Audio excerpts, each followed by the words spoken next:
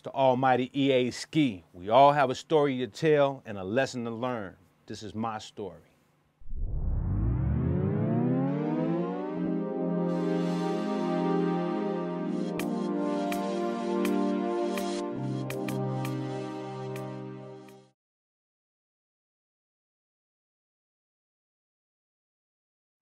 Yo, what's good with it? It's the almighty EA Ski, and this is my story coming from my mouth. What were your early struggles pursuing your dreams as a fighter and as a producer? I don't feel like I had struggle as being a fighter because, I had, a great, instructor Sifu Bill Owens, shout out to Sifu Bill Owens and Simo Mary Owens. So they was like my second parents. So I didn't really have a struggle. I mean, I went through the diversity, the perseverance, through that. Music was the only struggle was, you had to save up money to, get in the studio. You know what I mean? It was way more expensive back then than it is now. I mean, studio time was not a joke. The equipment was more, expensive. Just talking about one machine was like $3 to $4 grand. So, trying to save up that type of money and piece by piece to try to compete with the cats that was out because, before then you just sounded kind of generic. You know what I mean? So I think that was the biggest struggle, was just saving up the money to try to get a good demo so that people would take you seriously. You know what I mean?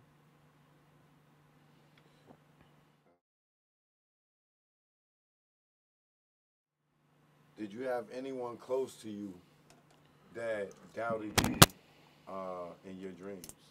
All the time, to this day. You know what I mean? Because I've learned from today to and even back then is that people never see your dreams as clear as you see it, and a lot of time people throw their insecurities on you to stop you from your drive, and I think we've all done that. Like even in school, you see somebody that would get straight A's and you would just be like, oh man, saying you teacher's pet or whatever, but you kind of mad because you're not getting A's, you know what I mean? So when you driven, I stayed in the studio, man. I didn't go to my senior prom, junior prom. You good? Yeah. I didn't go to my senior prom. I didn't go to my junior prom. I missed out on a lot of stuff that a lot of people wanted to go to. But I made that sacrifice for my career because I was that serious about everything I did. So the sacrifices I made people like, oh man, you tripping, man. You need to come out here and do this. But I was dedicated. So when a lot of people was like, nah, they didn't see that vision. Now they like, man, you said you're gonna do that. So it's just, people gonna knock you, you know what I mean? And they do it to this day. They don't think you can reinvent. They don't think you can do anything. They just always put and I get it, but when you ain't inspired, you never gonna see somebody ambitious.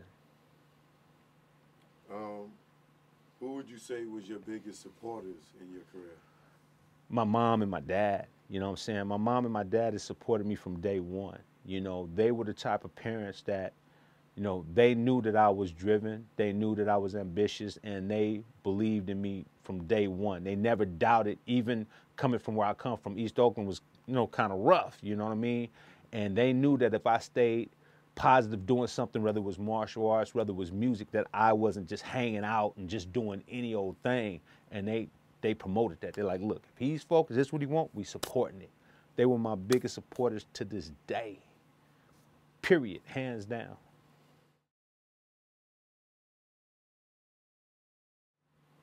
What is the highlight of your journey? Man, the highlight of it's several of them. It's several of them. I mean, just being able to be around artists that you looked up to and like, man, I'm really in here working with somebody that I admire, that I'm inspired by. I don't idolize anybody, but I'm inspired by cats. And to be in that situation where these cats are inspired by my work, coming from Oakland, you look at the area you come from, you look at it, it's like this to me.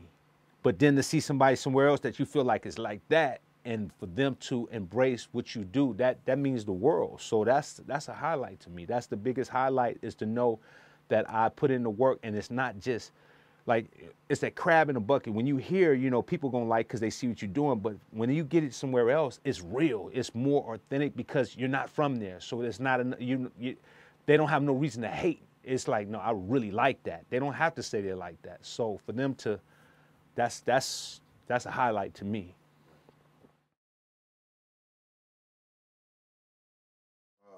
What was the worst part of your journey?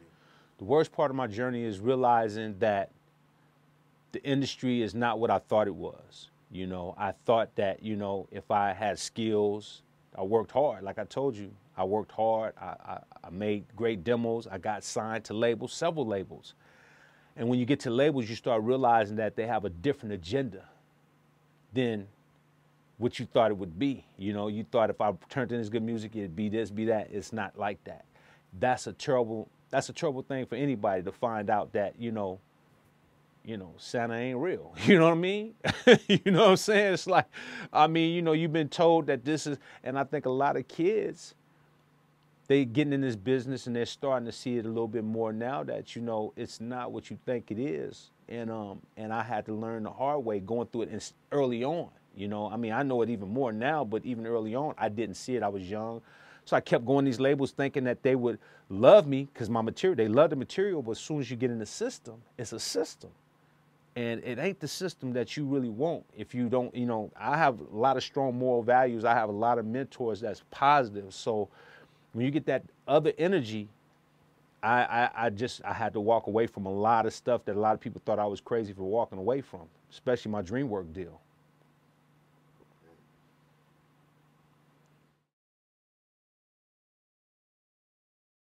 What was your best relationship without naming the person? Relationship like Uh, Females. female relationship, entertain, or just anybody, just in general.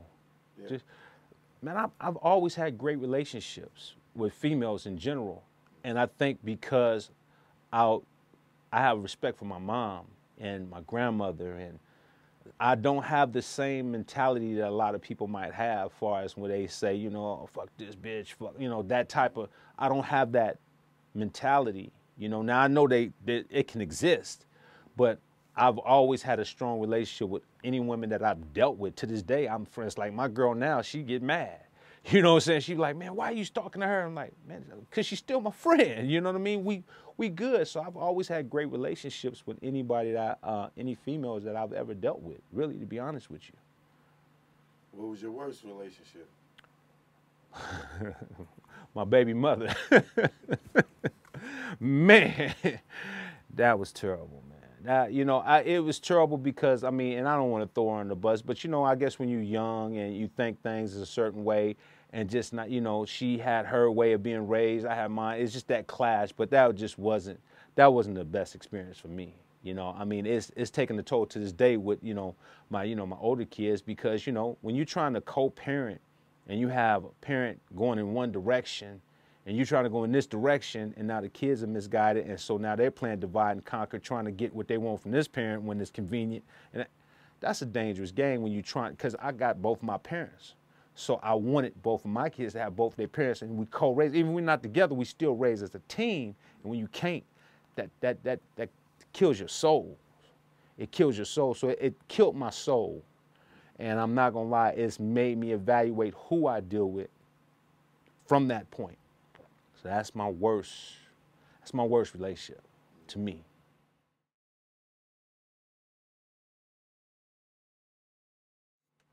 It's the almighty EA Ski. We all have a story to tell and a lesson to learn.